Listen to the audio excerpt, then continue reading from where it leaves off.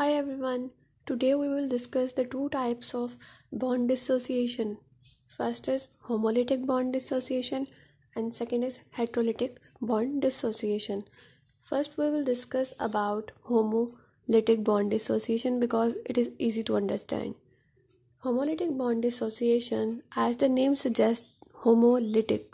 Lytic comes from a word lysis, which means breakdown, and homo means same. It means breakdown, equal breakdown, or same breakdown.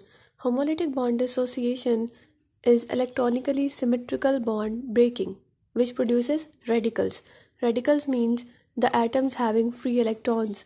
It means that when a bond break down, instead of producing ions, it produces radicals, which means there is equal distribution of electrons that are forming the bonds. For example, A bond B. Here we can see that A and B are bonded together, and as the bond break down, we know that a bond is formed by two electrons.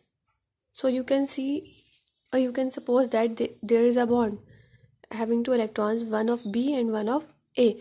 When this bond break down, one electron is given to A and one electron is given to B. As a result, two free electronic atoms, या हम इनको कह सकते हैं कि radicals, two radicals are formed. तो यहाँ पर क्या हुआ है, यहाँ पर इक्वल डिस्ट्रीब्यूशन हुई है.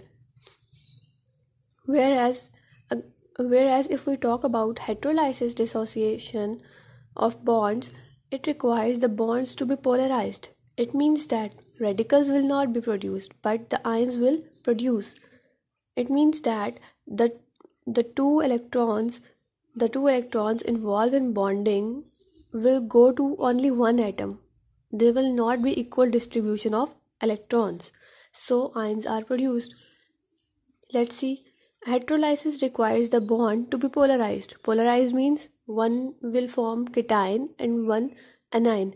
Heterolysis requires separation of oppositely charged ions. Oppositely charged ions are produced as a result of bond dissociation.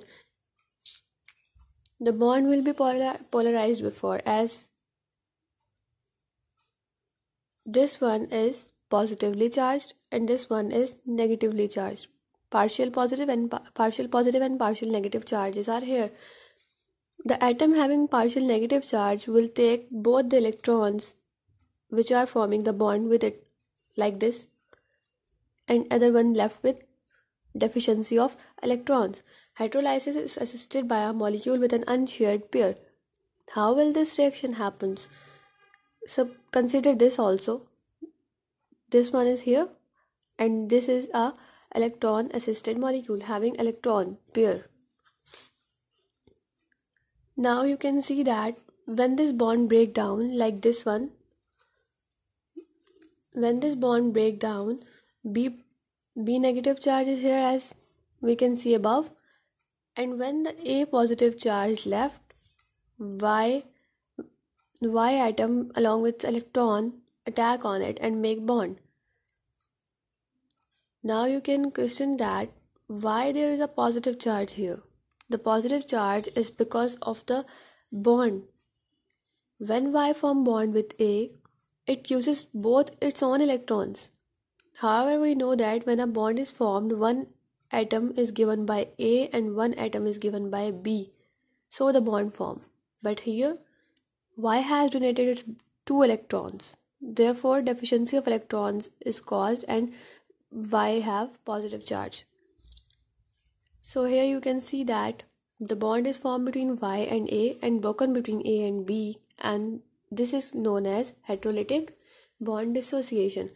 And if we talk about water is also a heterolytic bond dissociation. Water dissociation is also heterolytic, but there is one thing, they are not partial positive and partial negative, and the other thing is they also produces ion, as in heterolytic we have discussed.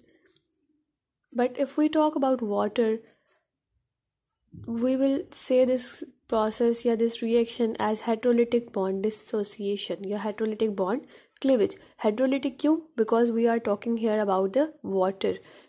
As you can see here, the bond of water is break down and produces H positive and OH negative ions.